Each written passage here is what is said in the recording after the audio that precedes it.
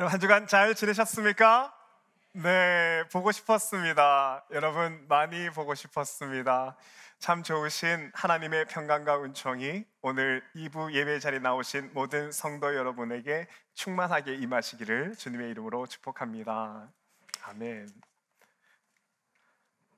시간의 중요성은 아무리 강조해도 지나치지 않습니다. 시간은 다른 무엇과도 바꿀 수 없는 인생의 아주 중요한 가치 중에 하나이기 때문이지요.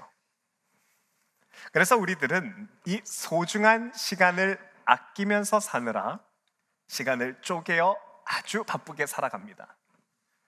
어떤 분은 소위 성공했다는 사람들의 시간 관리 방법을 배워서 또 그렇게 본보기로 삼아 살기도 하고요. 또 요사이 젊은이들은 핸드폰에 시간 관리 어플을 깔아서 30분 단위로 스케줄을 잡아 바쁘게 살아가기도 하지요.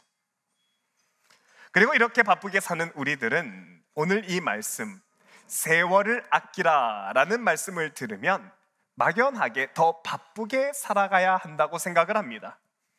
이 말씀을 더 바쁘게 살면서 더 시간을 쪼개 살라라는 그런 말로 이해를 하는 것이죠. 하지만 우리가 생각을 해보아야 되는 것은 여러분, 성경에서 말하는 세월을 아끼라라는 말이 정말 그런 의미인가 하는 것입니다. 여러분, 만일에 성경에서 말하는 세월을 아끼라는 말이 시간을 아껴서 열심히 살아야 한다라는 것을 의미하는 것이라면 저는 여러분께 오늘 설교할 자격이 없습니다. 왜냐하면 지금 여기 앉아 계시는 여러 어르신들 중에서는 저보다 더 바쁘게 사는 분들도 많이 앉아 계시기 때문입니다. 하루 24시간이 부족하도록 이민 생활 동안 바쁘게 사셨던 분과 또 만만치 않은 비즈니스 가운데서도 가족들과 또 비즈니스의 안정을 위해서 시간을 쪼개 살았던 어르신들이 여기에 꽤 많이 앉아 계시기 때문이지요. 그래서 만일 세월을 아끼라는 오늘 본문의 이 말씀이 시간을 아끼는 말이다, 시간을 아껴 살라는 말이라면 제가 오히려 그분들에게 배워야 할 것이고 설교를 들으시는 여러분이 저보다 훨씬 더 잘 살고 계시는 겁니다. 하지만 제가 그럼에도 불구하고 세월을 아끼라는 제목으로 오늘 말씀을 준비하고 또 여러분에게 시간을 아끼라는 권면을 드릴 수 있는 이유는 성경에서 말하는 세월을 아끼라는 이 말이 우리가 생각하는 그 말이 아니기 때문입니다. 여러분, 세월을 아끼라라는 말을 알기 위해서는 본문의 배경과 원어의 뜻을 알아야 하는데 오늘 본문의 에베소서는 바울이 감옥에 있을 때 고통 중에 그가 고난 가운데 기록한 성경입니다. 그리고 세월을 아끼라는 말을 원문으로 보면 이 말은 시간을 뜻하는 단어 크로노스가 아닙니다. 1시간, 2시간 흘러가는 그 시간을 뜻하는 단어가 아니지요. 특별히 여기에서는 카이로스라는 단어를 사용하는데 이것은 하나님의 때, 이 고난이 하나님이 역사하시는 때라는 것을 알라라는 말입니다. 그래서 이 단어의 의미를 잘 살린 공동번역 성경을 보면 고난이 있을 때에는 하나님이 주신 이 기회를 잘 살리십시오 라고 번안합니다. 내 삶에 고난이 생기면 이 고난 속에 하나님의 뜻이 이 고난 가운데 있음을 분명히 알고 이때는 하나님께 나아가 하나님을 붙드는 기회로 삼아라는 말입니다. 아, 이 고난은 나를 바르게 세우시려는 하나님의 계획이 여기 있구나. 아, 하나님은 내가 이 고난을 통해서 하나님만 바라보기를 원하시는구나. 이 고난에 하나님의 계획이 있음을 깨닫고서 겸손히 하나님만 붙드는 것, 이것이 세월을 아끼라는 말씀의 의미인 겁니다. 그래서 세월을 아끼라는 말씀 그 다음에 보면 17절에 그러므로 주의 뜻이 무엇인가, 오직 주의 뜻이 무엇인가 이해하라 라고 말씀을 하는 것이죠. 여러분, 세월을 아끼라는 말은 사실 예수님께서도 하신 말씀인데 예수님은 이것을 좁은 문으로 설명하셨습니다. 여러분도 잘 아시는 것처럼 예루살렘 성은 전쟁에 대비해서 잘 지어진 성읍입니다. 그래서 외부에서 적이 쳐들어온다고 해도 이 예루살렘은 성문만 굳게 닫으면 외부에서 쳐들어오는 적을 다 막아낼 수 있습니다. 예루살렘 성에도 지금 가보면 동서남북에 8개의 문이 있는데요, 전쟁 때가 되면 그 모든 8개의 문이 하나하나 순차적으로 닫히게 됩니다. 이때 성 안에 들어온 사람은 목숨을 구할 수 있지만 만일 들어오지 못하면 적들에 의해서 목숨을 잃게 되지요. 그래서 행여나 성에 늦게 들어올 수밖에 없는 사람을 위해서 제일 마지막에 닫는 문이 있는데, 여러분 이 문은 성문 뒤편에, 성 뒤편에 있는 작은 문이라고 해서 히브리 사람들은 샘문이라고 불렀습니다. 샘문. 그리고 이 샘문은 말 그대로 사람 몸 하나를 겨우 구겨 넣어야 지나갈 수 있는 좁디 좁은 문인데요, 여러분 이때 이 문을 지나려는 사람은 반드시 그가 가지고 있던 모든 것을 버려야 살 수 있습니다. 그래야 생명을 구원할 수 있는 것이죠. 이제까지 끌고 다녔던 혹은 타고 다녔던 수레나 가지고 왔던 보따리나 메고 있던, 어깨에 메고 있던 그 짐들은 하나하나 다 버려야 이 좁은 문을 통과해서 목숨을, 생명을 구할 수 있는 것입니다. 그래서 이 좁은 문이라는 말을 원어로 보면 스테네스, 고난이다 라는 뜻을 가지고 있습니다. 이런 고난의 때에 우리가 세상의 다른 것, 어떤 것 의지하지 않고 그동안 의지했던 세상의 것을 하나하나 버리고 오직 하나님만 붙들 수 있다면, 그러면 그 후로는 하나님이 준비하신 새로운 길, 하나님이 예비하신 그 하나님의 길이 새롭게 보이는 것이죠. 여러분 이것은 요셉을 보면 쉽게 이해할 수 있습니다. 우리가 잘 아는 것처럼 요셉은 친형들에게 배신을 당해서 애굽의 종으로 팔려갔고요, 이후에는 주인의 아내를 겁탈하려고 했다는 거짓 소문에 휩싸이고 맙니다. 그러니 누구도 요셉을 도와주려고 손을 내미지 않았고, 그리고 요셉은 이제까지 모아둔 모든 것을 다 잃게 되지요. 누구에게도 기댈 수 없는 그 상황이 되었는데요, 그래서 왕의 감옥에 들어가 2년 동안이나 허송세월을 보내게 됩니다. 그런데 이 상황에서 여러분, 요셉은 세월을 아낍니다. 이 고난을 하나님을 붙드는 기회로 삼지요. 여러분 창세기 50장에 보면 요셉이 애굽의 총리가 된 이후에 자신을 애굽에 팔았던 형들에게 했던 고백이 나오는데 20절에 보면 말씀이 이러합니다. 당신들은 나를 해하려 하였으나 하나님은 그것을 선으로 바꾸사 오늘과 같이 많은 백성의 생명을 구원하게 하시려 하셨나니 당신들은 두려워 마소서라고 하는데, 여러분 이 말을 원문으로 보면 요셉이 자신의 고난에는 하나님의 목적이 있다고 믿어왔다라는 의미입니다. 원어로는 레마한, 하나님의 계획이 자신의 고난 속에 있음을 깨닫고 하나님만 붙들고서 이 고난을 버티며 인내해 왔다는 것입니다. 그리고 그 결과 내 모든 고난과 고통을 하나님이 선으로 바꾸셨다고, 하나님이 역전시키셨다고 이야기를 하지요. 이것이 정말일까? 여러분 요셉의 2년 동안의 고난에 하나님의 어떤 목적이 있나 한번 살펴보면요, 여러분 요셉이 갇혔던 감옥은 그냥 일반 감옥이 아닙니다. 왕의 죄수를 가두는 감옥입니다. 거기 있던 대부분의 죄수들은요 잠깐 애굽 왕의 눈밖에 났기 때문에 감옥에 들어와 있기는 했지만 사실 이들은 모두가 애굽의 최고위직에 있던 최고위 관료들입니다. 그리고 요셉은 이 고위직계 사람들과 2년 이상 대화하면서 함께 지내면서 애굽의 정치와 경제가 어떻게 돌아가는지, 어떤 시스템이 있는지, 또한 애굽의 군대 조직은 어떻게 되어 있는지, 애굽 왕은 어떤 방식으로 나라를 치리하고 있는지 가장 빠른 시간에 집약적으로 배울 수 있었는데요, 그래서 나중에 애굽 왕이 요셉에게 애굽의 총리직이라는 큰 직위를 맡겼을 때도 요셉이 아무 일을 하나하나 어렵지 않게 이루어갈 수 있었던 것이, 그 일을 감당할 수 있었던 것이 요셉이 지난 2년여의 시간 동안 애굽의 주요 인사들과 감옥에서 대화를 나누면서 이미 애굽의 정치와 경제에 대해서 잘 배워봤었기 때문입니다. 뿐만 아닙니다. 요셉이 감옥에 갇혔을 때는 그의 나이가 28살, 28세의 나이였는데요.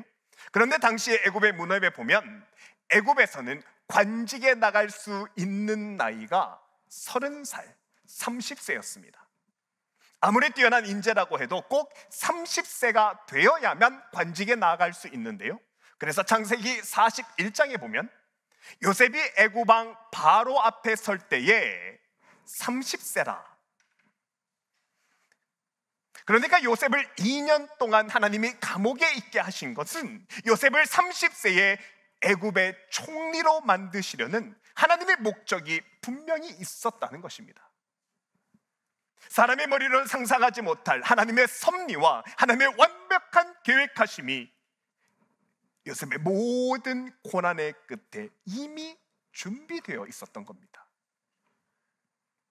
그런데 문제는, 여러분, 우리가 요셉과 같은 이런 고통의 순간이 되면 이런 하나님의 뜻을 깨달으려고 하는 것이 아니라 당장 눈앞의 고난을 없애달라고 기도를 시작합니다.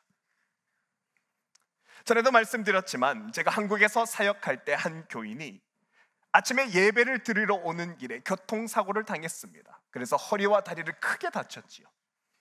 그래서 응급실에 가서 깁스를 잘 해서 고정을 했는데, 그런데 이분이 기도를 어떻게 시작하느냐, 다친 곳을 빨리 고쳐달라고 기도합니다. 주여 고쳐주시옵소서. 이분이 믿음이 있으니까 속히 고쳐주실 줄 믿습니다라고 기도를 하더라고요. 그리고 다 다친 곳을 나온 후에 하는 말이, 하나님이 내 기도를 들으시고 고통을 사라지게 해주셨다고, 내 다리를 고쳐주셨다고 할렐루야 기도하며 간증하는 것을 보았습니다. 예, 우리도 이분 같은 상황이 되면 그렇게 기도하는 것이 당연한 것 같습니다. 그런데 여러분, 이런 기도가 하나님 입장에서는 정말 아쉬운 것이 무엇이냐며, 우리는 항상 우리의 신앙 수준이 이렇게 당장 눈에 보이는 문제만, 고난만 해결하려고 한다는 것입니다. 여러분, 이것을 요셉의 삶으로 치자면 하나님 지금 당장 감옥에서 빼주십시오 라고 기도하는 것과 같습니다.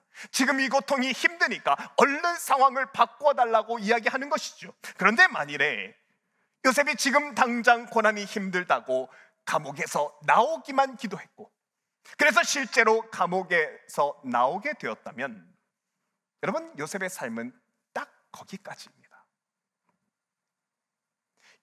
그러면 요셉은 당장에 감옥에 나와서 그 고난이 사라졌기 때문에 자유는 얻었을지 모르지만 2년 후에 있게 될 요셉을 향한 하나님의 뜻, 요셉이 애굽의 총리가 되어 애굽을 포함한 모든 레반트 지역의 기근에서 사람들의 생명을 살리고 모든 이스라엘 백성들을 구원하여 생명을 이어가게 하신 그 하나님의 애굽 총리로서의 큰 일들은 전혀 경험하지 못하는 겁니다.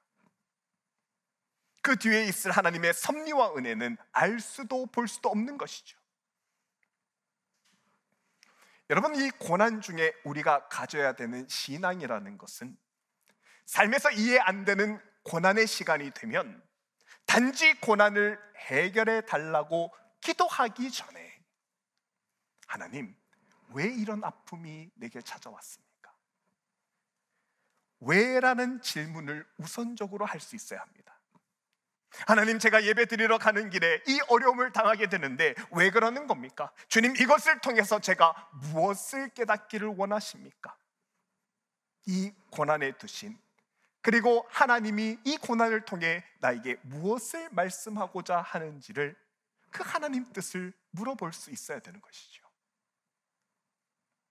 왜냐하면 이 고난은 하나님이 나를 하나님의 사람으로 새롭게 빚어가시고 새롭게 만들어 가시는 것에 목적이 있기 때문에, 내가 이때에 하나님 한 분 든든히 붙잡게 되면, 그래서 하나님을 신뢰하는 그 믿음이 내 것이 되면 고난 중에도 하나님을 바라볼 수 있는 인내를 하나님이 허락하시는 것이고요, 그리고 그 모든 고통들은 하나님 손에서 이미 붙들려 있기 때문에 점차 자연스럽게 해결돼 나가는 겁니다. 그리고 나는 하나님 안에서 보석처럼 순금처럼 나아갈 수 있는 신앙을 가지게 되는 것이죠. 그런데 여러분, 이런 고난의 때는 한 가지 우리가 주의하고 정말 조심해야 되는 것이 있는데, 특히나 고난이 길어지는 때는 우리가 잘 인내할 수 있도록, 우리가 잘 이 고난을 견뎌낼 수 있도록 사탄이 절대로 가만히 우리를 내버려 두지 않는다는 사실입니다. 사탄은 우리가 인내하지 못하도록 불안하게 하고요, 계속해서 고난의 자체에만 집중해서 우리를 불안하게 하는데요, 그래서 하나님은 우리에게 말씀을 묵상하는 자가 되라고 말합니다. 그래야 복이 있다고 말씀을 하시죠. 오늘 우리가 첫 번째 본문으로 시편 1편을 보았는데 말씀이 이러합니다. 복 있는 사람은 오직 여호와의 율법을 즐거워하여 그의 율법을 주야로 묵상하는도다. 여러분, 이 묵상한다는 말을 들으면 어떤 생각이 드십니까? 많은 분들이 우리 목사님 또 나에게 큐티 했냐라고 묻는구나 라고 생각하실 겁니다. 나는 오늘 아침에 일어나서 성경 몇 구절 읽고 또 기도했으니까 저는 오늘 말씀 묵상했습니다 라고 말할 수 있습니다. 여러분, 이것도 맞는 겁니다. 잘하고 계시는 거죠. 그런데 여러분, 이때 말하는 묵상, 특히나 고난의 때에 하는 묵상이라는 이 단어는 좀 의미가 다릅니다. 여러분, 이때 묵상이라는 것은 히브리어로 하가라는 단어를 사용하는데요, 이 하가를 히브리 사전에서 찾으면 제일 먼저 나오는 중요한 뜻이 있는데, 여러분, 그 중요한 뜻이 성경 이사야 31장에 설명되어 나옵니다. 4절에 보면 그 설명이 이러합니다. 큰 사자나 젊은 사자가 자기의 먹이를 움키고 으르렁거릴 때라고 이야기합니다. 여러분, 이게 무슨 말이냐면요, 여러분, 텔레비전에서 동물의 왕국 같은 프로그램을 보면 사자가 사냥하는 것이 나옵니다. 사자가 사냥을 할 때는 먹잇감을 향해서 전속력으로 뛰어가서 먹이를 탁 잡고 크게 울면서 포효를 하지요. 그런데 사자가 먹이 사냥에 성공하면 여러분, 그 화면에 보면 항상 주위에는 하이에나 떼가 졸졸졸졸 따라다닙니다. 하이에나 떼는 먹이를 잡은 후에 사자 뒤에는 항상 따라오게 되죠. 이때 하이에나들은 사자 주변에 있다가 사자가 먹이 근처를 잠시 떠나거나 혹은 한눈을 팔 때면 어김없이 먹잇감을 빼앗기 위해서 계속해서 주위를 맴돌게 되는데요, 방심을 하면 여지없이 하이에나 떼가 먹이를 뺏어가고 맙니다. 그러려면 이때 사자가 다시 잡아놓은 먹잇감에서 달려들어서 먹잇감을 다시 한번 가슴에 끌어하면서 으르렁거리는데, 여러분, 이 장면은, 이 모습이 바로 하가입니다. 어딜 넘봐, 내가 절대로 뺏기지 않는다, 어디 뺏어가려고, 다시 그 먹잇감을 가슴으로 끌어오는 것, 내게 가져오는 것이 하가입니다. 여러분, 우리가 우리 삶에서 어려운 일을 당하게 되면 하이에나 같은 사탄은 여지없이 우리에게 말합니다. 어떻게 하나님이 살아계시는데 이런 일이 일어날 수 있냐고. 계속해서 내가 분노하게 만들고 낙심하게 만들고요, 또 어떤 사람이 생각나게 해서 그 사람 때문에 이유 없이 어려움을 당하게 되었다고 그렇게 생각해서 아무 일도 못하게 합니다. 병이 든 사람은 그렇죠. 암 환자의 경우에는 아침에 일어나면 이 병이 어떻게 되려나, 내가 어떻게 되려나, 하루 종일 수많은 걱정으로 암이 주는 불안만 묵상하게 됩니다. 왜냐하면 그렇게 해야 우리가 하나님에게서 멀어지기 때문이죠.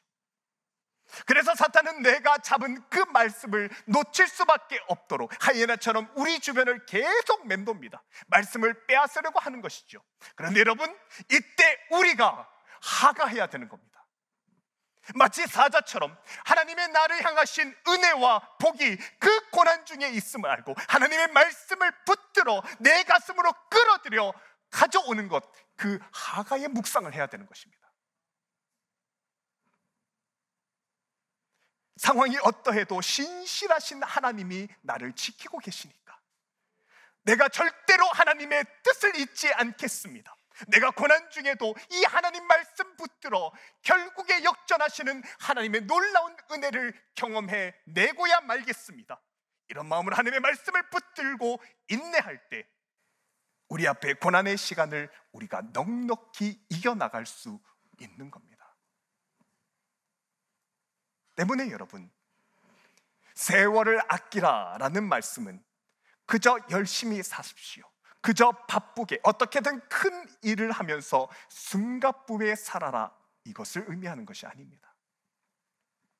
일의 양이나 일의 중요함을 말하는 것도 아니며 일 때문에 바쁘게 사는 것을 의미하는 것은 더더욱 아닙니다. 이 말씀은 고난의 시간 속에서도 하나님만 붙들어 하나님이 준비하시는 회복의 길로 들어서는 걸 이야기합니다. 그리고 이 어려움이 하나님이 나에게 하나님을 붙들 수 있는, 하나님의 살아계심을 경험할 수 있는 기회로 주셨음을 알고 하나님을 온전히 붙드는 것이 세월을 아끼라는 말씀의 의미이지요. 여러분, 요즘 LA 경기가 너무 좋지 않아 많은 분들이 힘들다고 말하십니다.